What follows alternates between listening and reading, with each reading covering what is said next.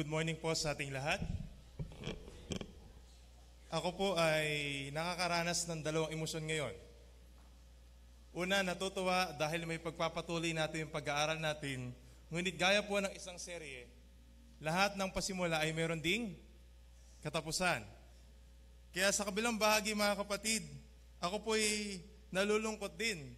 Bagamat kailangan kong gumising ng mas maaga, more than dun sa normal na ginagawa ko po, pero po ako'y nalulungkot dahil matatapos na yung serye natin. Ngunit naniniwala naman ako na ang pag-aaral tungkol sa Santong Espiritu, yung ginagawa po natin ay pasimula pa lamang. Amen? Pasimula pa lamang po ng ating journey kasama ng ating Panginoon. Kaya nga po, sa huling bahagi, nais ko pong ilahad sa inyo mga kapatid at patuloy nating gunitain yung ating mga naging pag-aaral. Nung unang araw po ng ating pag-aaral, nung Martes, tinalakay po natin na may kinalaman sa pangako ng Santong Espiritu, sa bautismo ng Santong Espiritu. Pangalawa, nung Miyerkules, pinag-aralan po natin yung purpose, yung layunin, kung bakit ba kailangan natin ng bautismo ng Santong Espiritu.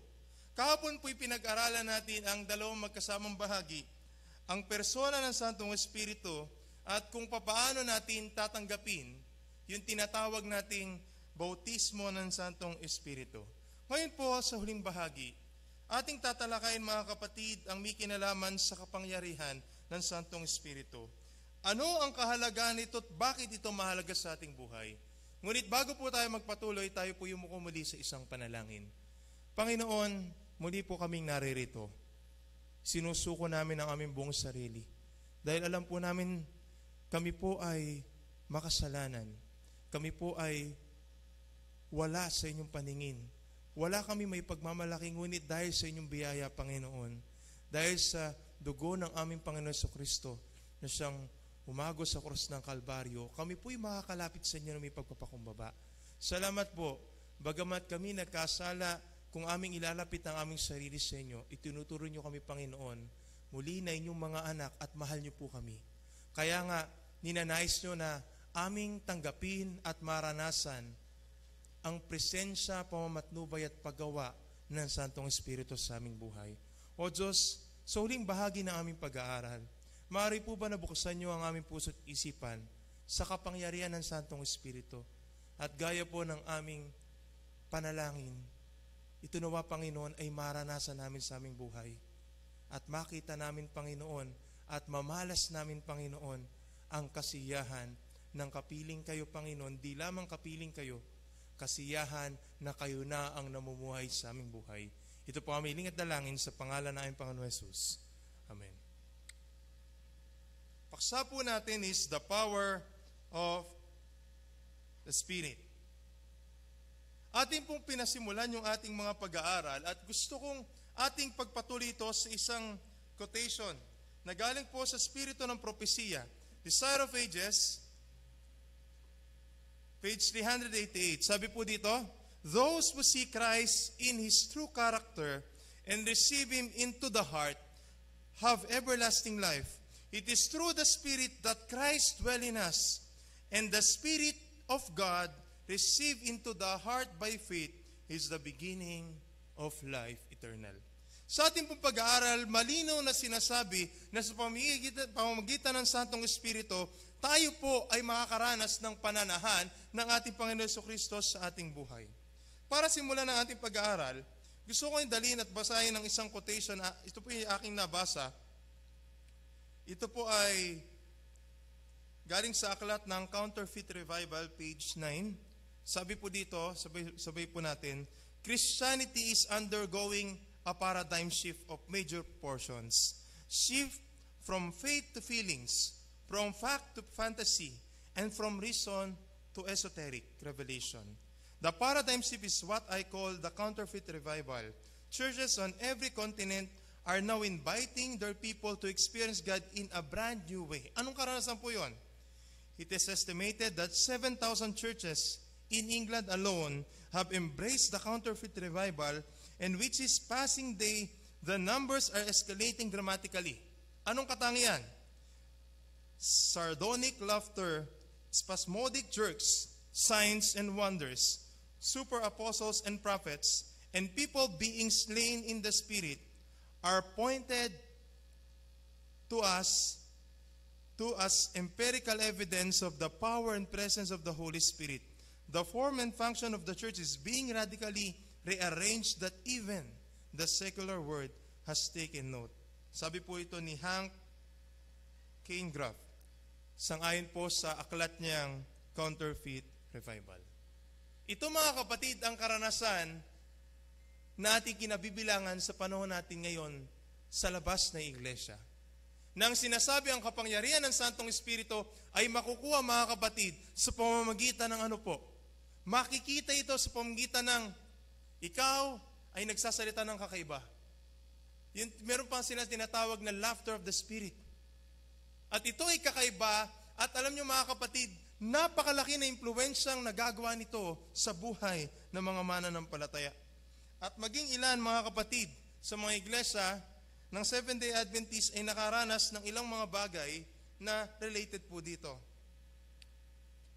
Sabi po dito, nakita niyo yung picture na yan? Yan ay tinatawag na Toronto Blessing. Noong January 20, 1994, ang nangyari sa kanila mga kapatid, una, rolling on the floor. Pangalawa, uncontrollable shaking. Sumunod, tinatawag nilang holy laughter, barking, chirping, clacking in the Spirit.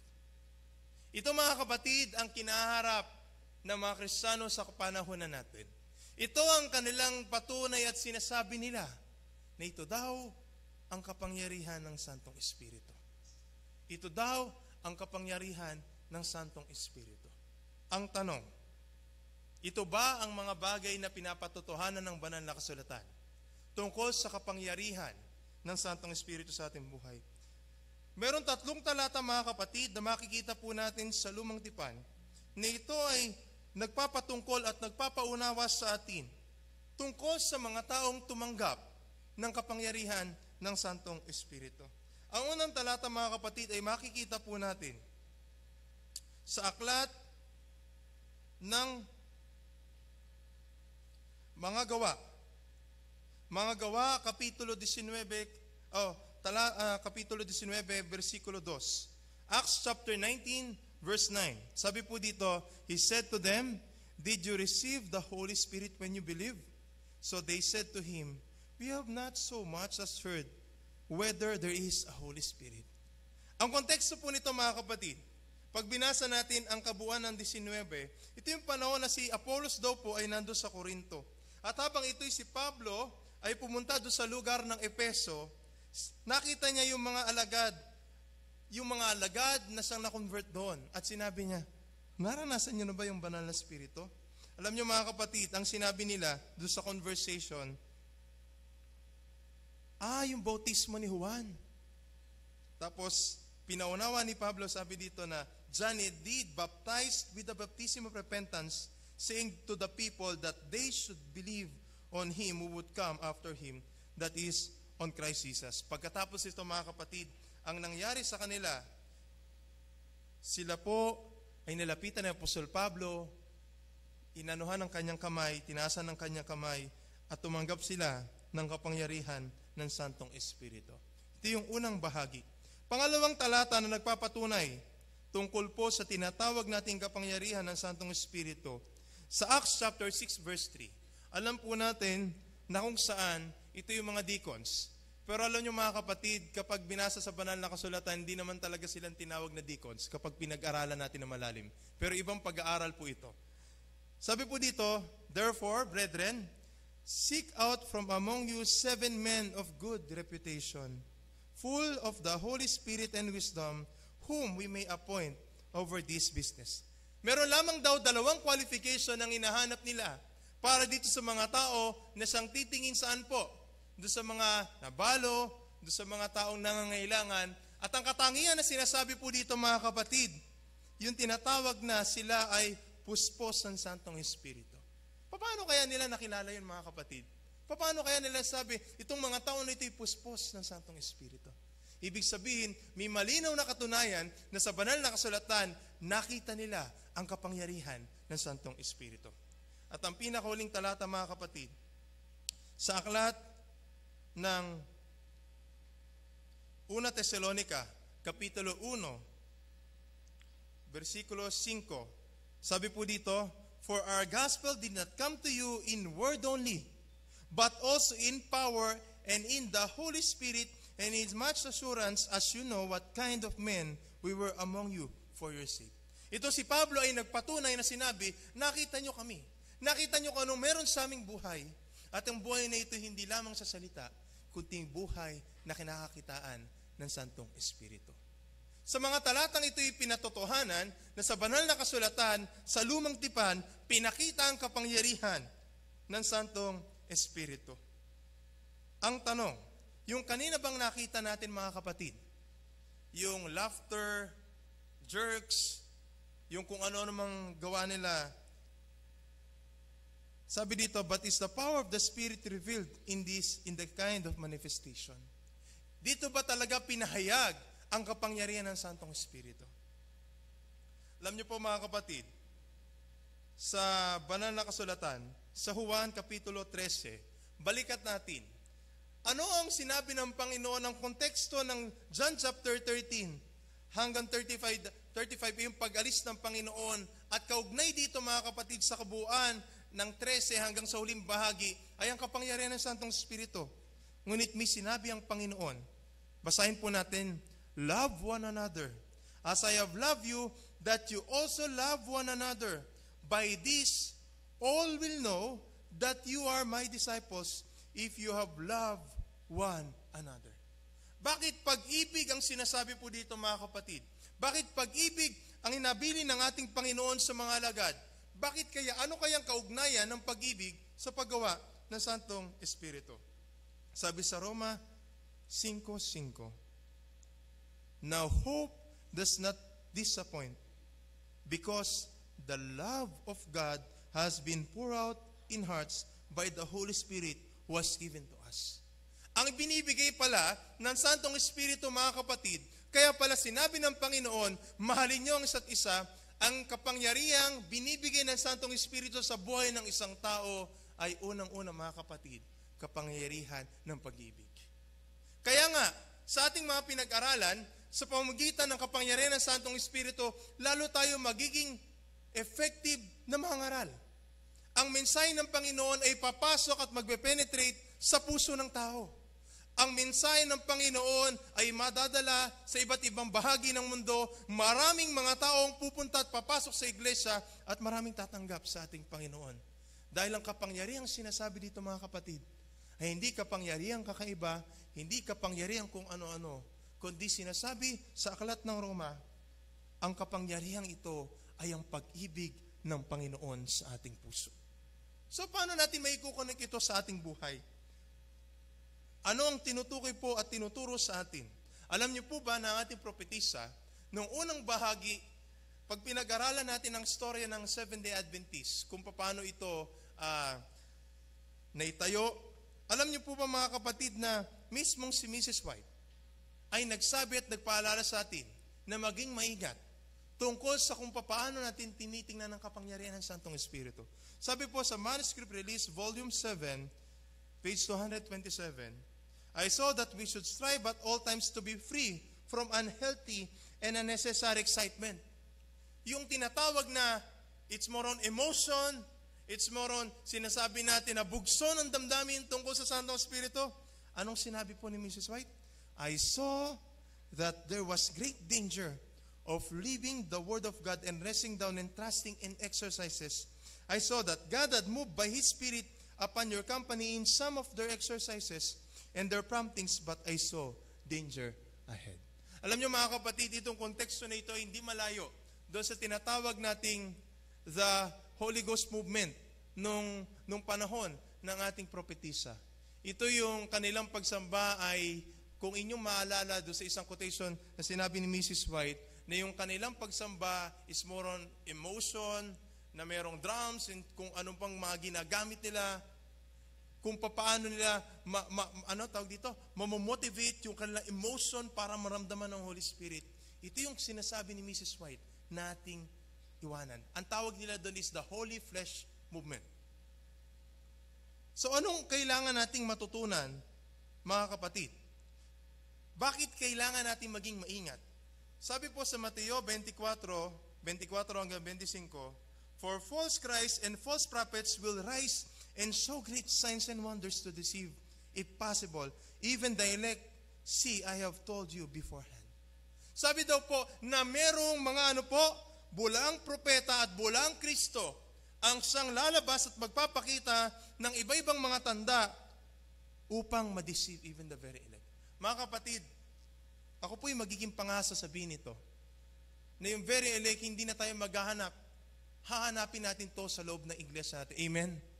That I know that the Seventh-day Adventist Church ang pinagkatiwalaan ng Panginoon ng mensahe na siyang nararapat sa bawat isa sa atin. Na tayo mismo, mga kapatid, alam natin ang katuroan, pero kapag tayo napasukan ng ganitong bagay, maaaring tayo ay madaya. Dahil itong gagawin ng kaaway, dahil alam niya, nakakaunting panahon na lang ang natitira sa kanya. Ano pang babala? Sabi po dito, the issue is deception. In these last days, the counterfeit will be very close to the truth. The easiest thing would be to keep one's distance, but in order to avoid the counterfeit, we may bypass the term revival. Itong mangyayari sa atin, mga kapatid. Dahil may mga tao naman na masyado naging maingat, masyado natatakot, ang gagawin natin, lalayo na lang ako sa mga revival dyan. Baka mamaya connected dito. Kaya minsan ang tungkol sa Santong Espiritu hindi na pinag-uusapan. Yun yung two extremes na kailangan nating iwanan. Two extremes na kailangan nating iwanan at iwasan. Dahil yung una, maaring it's more on the feelings. Pangalawa, dahil ikaw ay natatakot na mapunta doon, i-ignore mo na lang ang salita ng Diyos. At ang counsel ng ating propetisa, kaya tayo ay mapapalayo sa ating Panginoon. Anong gusto ituro sa atin sa umagang ito? Ano ba ang revival na gusto maranasan ng ating Panginoon sa atin? Selected Messages, Book 1, page 121, maaring kabisado nyo itong talata na ito, sabi po dito, "A revival of true godliness among us is the greatest and most urgent of all our needs. To seek this should be our first work. There must be earnest effort to obtain the blessing of the Lord, not because God is not willing to bestow His blessing upon us, but because we are unprepared to receive it.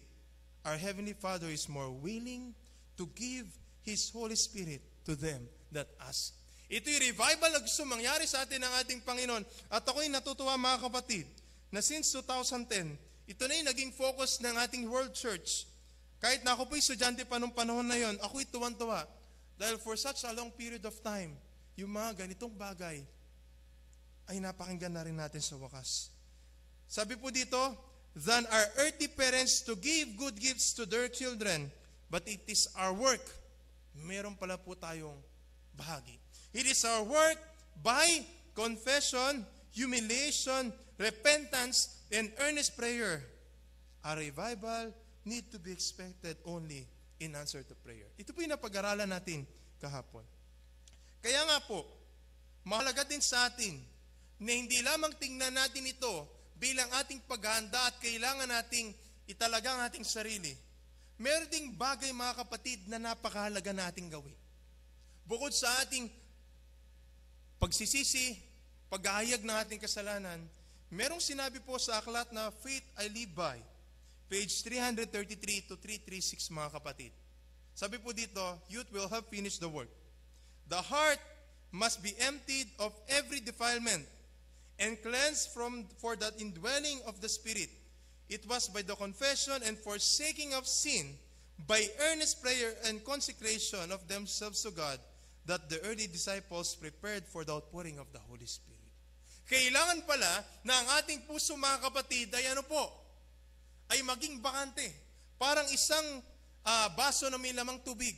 Hindi mo pwedeng lagyan ng panibagong tubig yon, maliban na bawasan mo at tanggalin mo ang laman nun. Dahil naapaw at masasayang. Kailangan na ating itapon upang ito ay malibigyan ng panibagong tubig. Ganyan ang gusto ng Panginoon sa atin. Kaya po kayo natutuwa dahil ang ating mensahe ay connected din po sa ating gagawin mamaya po na pag-alala sa sakripisyo ng ating Panginoon sa pamamagitan ng communion service. Kaya nga, pag ating babalik tanawin mga kapatid, ito ang bahagi na sinasabi po, ito yung tinatawag natin last days events. Sabi po dito, the Sunday Law, little time trouble, false revivals, shaking of the church, latter rain, the loud cry, the seal and mark, close of probation, the 7 last plagues, second coming. Yes, maaaring ito'y kabisado natin at excited na excited tayo. Minsan may mga tao na, Pastor, ipag-usapan natin tungkol na ganyan, pag-aralan natin tungkol doon. Gusto na naming malaman yan, gusto na maging mahanda. Pero mga kapatid, nakakatakot kung ating paghahanda is just full of excitement. Dahil higit sa excitement, kailangan natin ng consecration ng ating sarili. Sabi po dito mga kapatid, ang sabi ng Panginoon na meron daw mga darating na mga bulaang propeta. Kaya nga, sabi sa 7:21, paano natin makikita? Ano ang bunga, anong katunayan na nasa Panginoon sila at kung sila nasa Panginoon, nasa kanila ang Santong Espiritu? Sabi sa Matthew 7:21-23, not everyone who says to me, Lord, Lord, shall enter the kingdom of heaven, but he who does the will of my Father in heaven. Many will say to me in that day, Lord, Lord, have we not prophesied in your name, cast out demons in your name, and done many wonders in your name? And then I will declare to them, I never knew you. Depart from me, ye who practice lawlessness. Anong ibig sabihin mga kapatid ng lawlessness nito? Ang inisip natin madalas, lawlessness, ginagawa na itong ganitong mga bagay nito. Pwede rin pala na tawaging lawlessness kahit na ikaw pala'y gumagawa sa pangalan ng ating Panginoon at ginagamit mo ang pangalan niya. Ibig sabihin mga kapatid, ang lawlessness na sinasabi po dito ay unang-una kapag tayo ay hindi nakilala ng ating Panginoon. Dahil ang pagkakilala sa atin ng ating Panginoon sa ngayon sa Mateo, sa pamamagitan ng ating bunga, makikilala tayo kung kanino ba talaga tayo. Kaya nga po, sa uling bahagi ng ating pag-aaral, ano pang bagay ang gustong ituro sa atin? Paano pa ba gagawa ang Holy Spirit sa ating buhay? Ang kanyang kapangyarihan. Ako mga kapatid ay nakuha ang aking atensyon sa isang passage na makikita sa Luke 11:20. Isang pagkakataon ng ating Panginoon ay nagpaalis sa demonyo. Sabi po dito, but if I cast out demons, kasi siya'y pinaparatangan sa panahon na ito, if I cast out demons with the finger of God, surely the kingdom of God has come upon you. Anong ibig sabihin nito mga kapatid ng sinasabing, but if I cast out demons with the finger of God, the kingdom of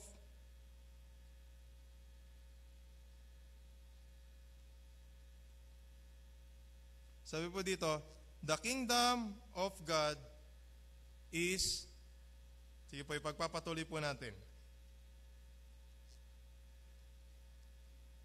Yan po, okay na.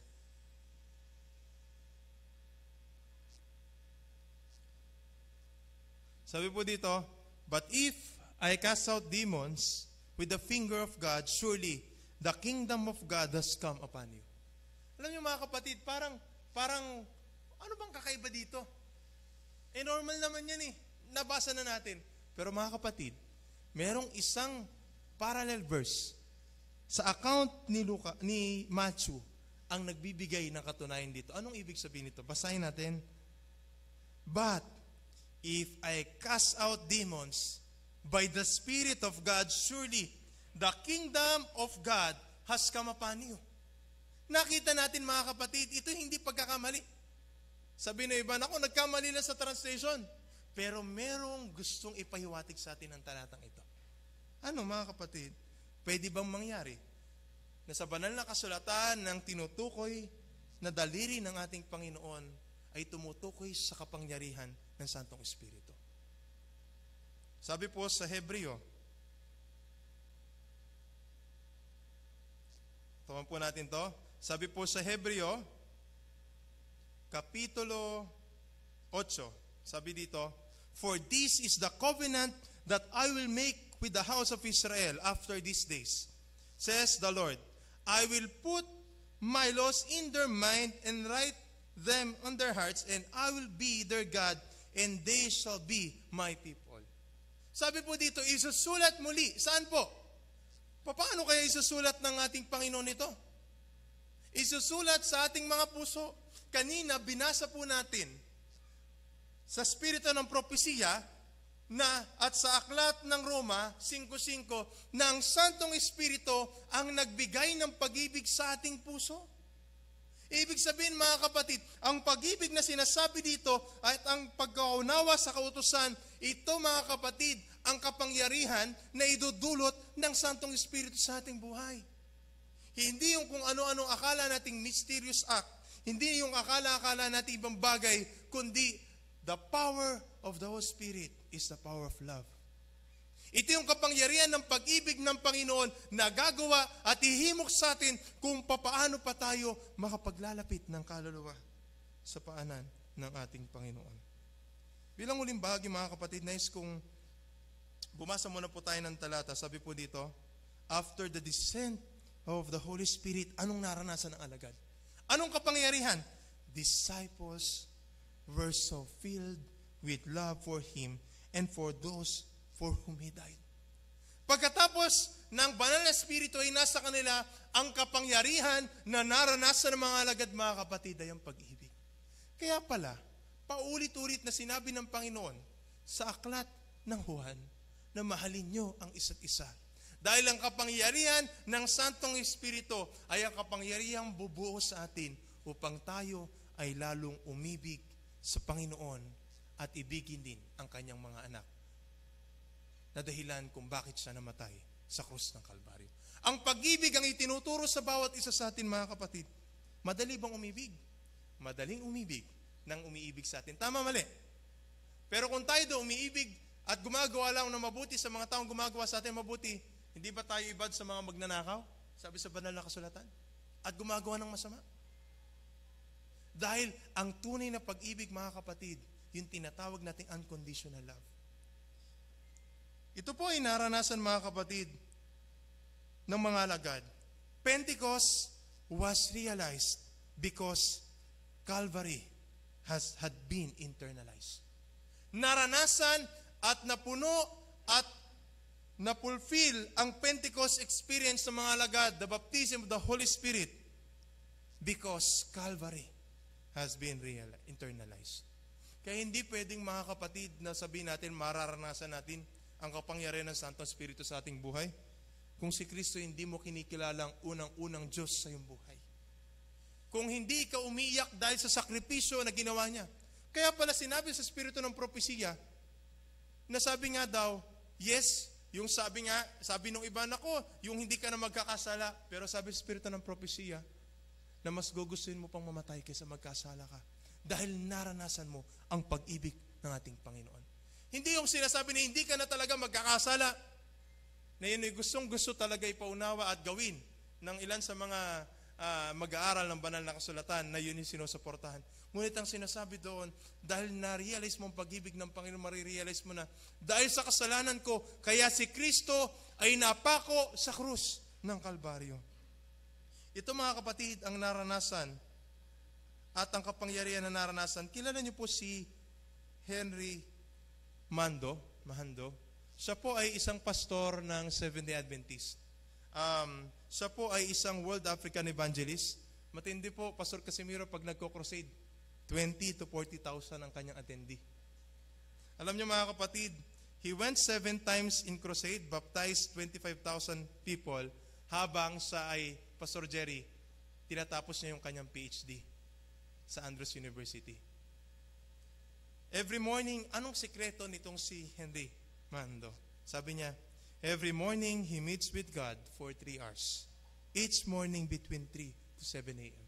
Gaya ng sinabi ni Martin Luther na sa dami ng aking gagawin, wala akong panahon. Kaya lalo siyang mananalangin sa Panginoon. Ang kapangyarihan pala na naranasan ng mga alagad ay sa pamamagitan ng patuloy na ugnayan sa Panginoon. Tinanong ito si Henry Mahando, ano ang kanyang pinapanalangin? Pastor Isabelio, itong panalangin niya. Sabi niya, Panginoon, what plans do you have in my life every morning? Pangalawa, whom should I approach with the good news that you love them and have sent your Son to save them? Pangatlo, what areas of my life you want me to change? At ang pinakuli, is there anything I can do for you? Ito ba yung naging panalangin na natin sa ating Panginoon? Ito ba yung natanong na natin sa ating Panginoon? Panginoon, meron ba akong magagawa para sa iyo? O pag umaga, Panginoon, ipagkalob niyo po ito. Panginoon, kailangan ko po ito. Panginoon, ipagkalob niyo ito. Panginoon, nangangailangan kami. Naitanong na ba natin sa ating Panginoon, Panginoon, may kailangan po ba kayo sa akin? Alam niyo mga kapatid, merong isang karanasan ng isang tao na ang pangalan niya, sabi muna ni Apostol Pablo, I have been crucified with Christ. It is no longer I who live, but Christ lives in me. And the life which I now live in flesh, I live by faith in the Son of God, who loved me and gave himself for me. I do not set aside the grace of God, for if righteousness comes through the law, then Christ died in vain. Meron isang lalaki mga kapatid, na ang pangalan niya, siya po ay si, mamaya, babanggitin ko po yung pangalan niya. Sabi po dito, isang araw, ito pong lalaki na ito mga kapatid ay nung siya'y 12 years old, siya'y tumanggap sa ating Panginoon bilang tagapagligtas. From 12 years old to 19 years old, very busy siya. Yung ginagawa natin usually. Nagpa-Bible study, very active sa church. Kumbaga, pag nakita mo siya, sasabihin mo, naku, itong tao na ito talagang kahanga-hanga. Wala ka na makikita sa kanyang kapintasan. Pero mga kapatid, dumating itong tao na ito sa isang pagkaunawa. Nung siya'y naging 19 years old, mga kapatid,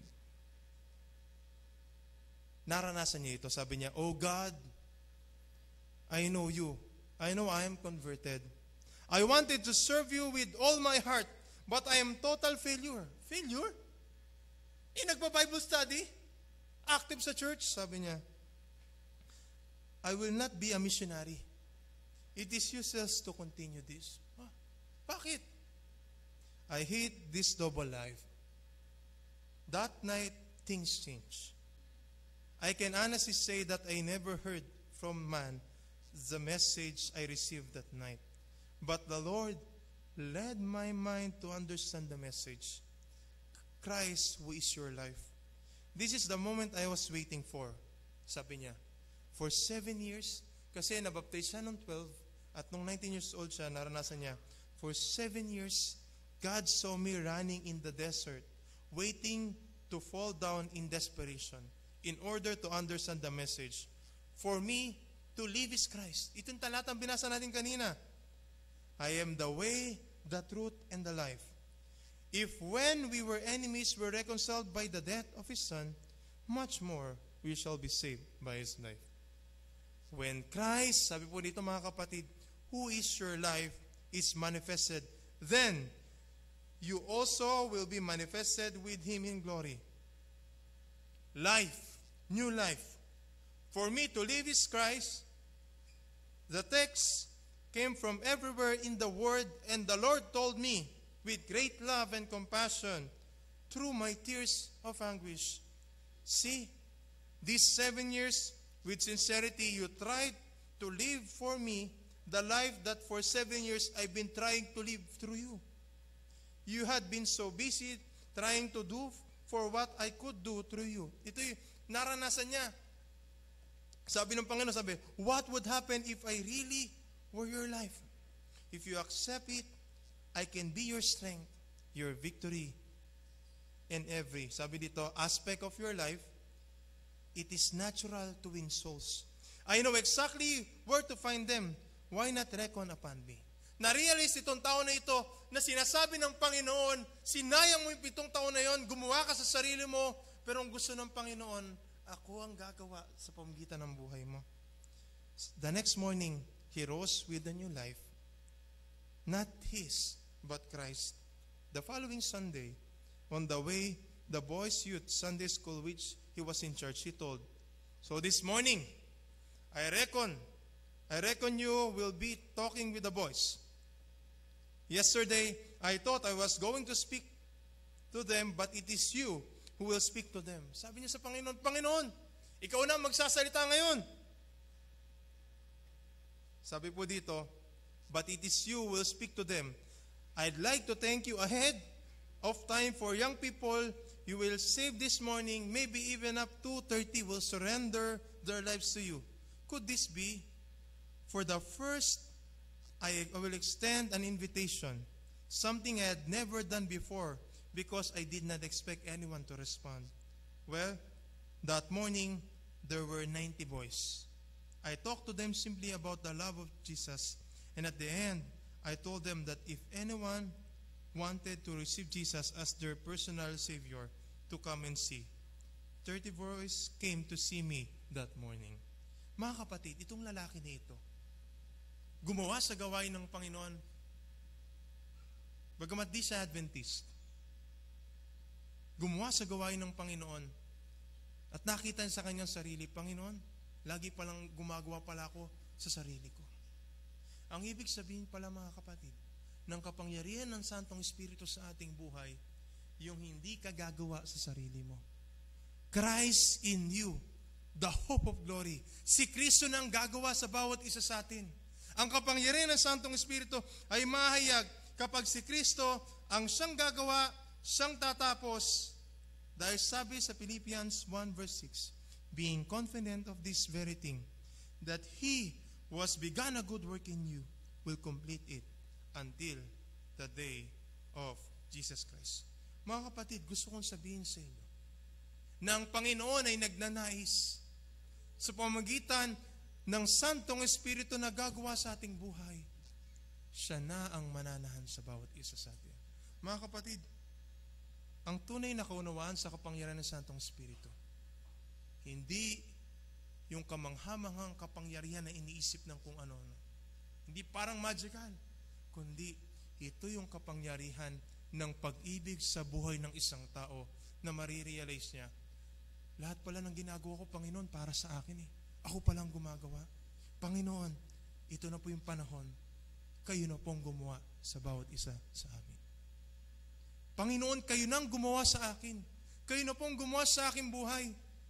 Masyado ako nababurden, marami kong iniisip, yung pala nalimutan ko, na hayang kayong manahan at mabuhay sa aking buhay.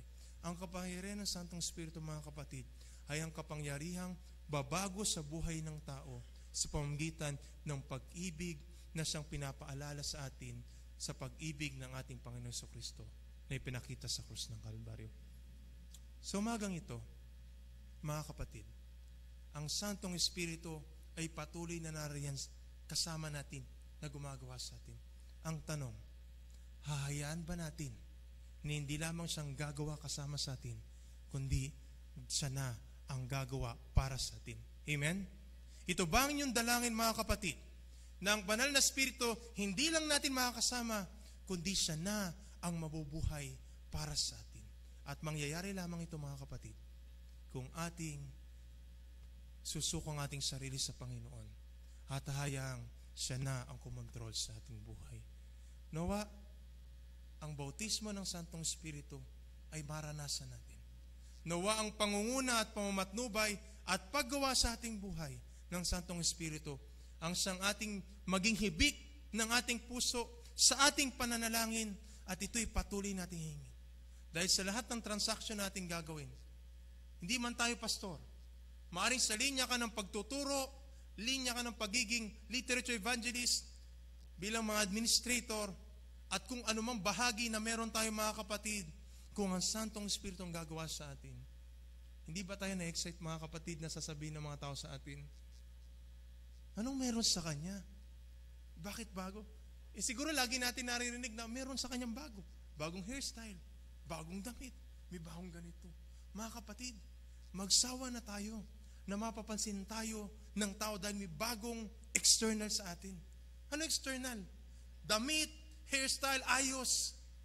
Sana the next time na magsasabi ang isang taong may bago sa atin, ang makita nila ay ang paggawa ng Santong Espiritu. Pagpalain po tayong lahat.